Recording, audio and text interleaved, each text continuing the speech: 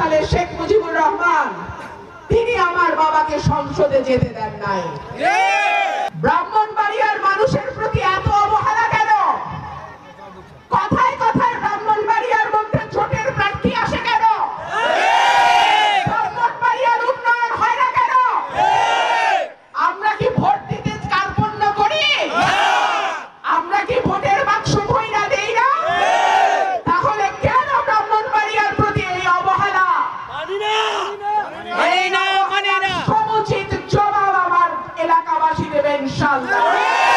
প্রার্থী দেখে ভোট দেবেন। আপনারা দেশের মালিক, জনগণ এই দেশের মালিক।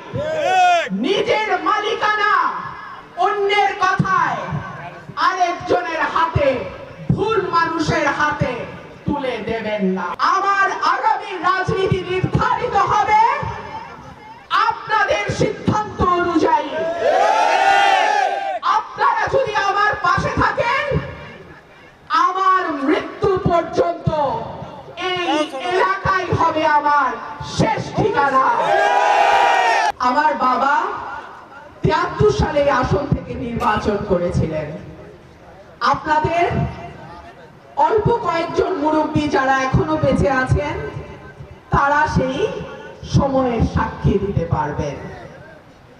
আর আমার যে তরুণ ভাই বোনেরা আছেন, আপনারা আপনাদের পরিবারের যারা মুরব্বী আছেন, বাবা দাদা, ওনাদেরকে জিজ্ঞেস করবেন সেই সময় আমার বাবাকে এই মাটি থেকে আপনারা বিজয়ী করেছিলেন। কিন্তু আওয়ামী লীগ ৭৩ সালে শেখ মুজিবুর রহমান তিনি আমার বাবাকে সংসদে যেতে দেন নাই।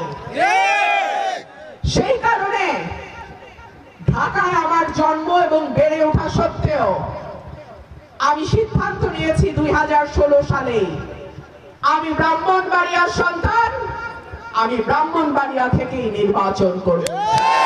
আরেকটা কথা বলি, অনেকেই হয়তো আপনাদেরকে বলবে ওনাকে এই দেয়া হবে সেই দেয়া হবে। আমি আমার এই দুই এলাকার মানুষের ভালোবাসা, সমর্থন, ভোট ছাড়া আমি কারো কিছু আর চাই না। আপনারা আমার সঙ্গে আছেন? আপনারা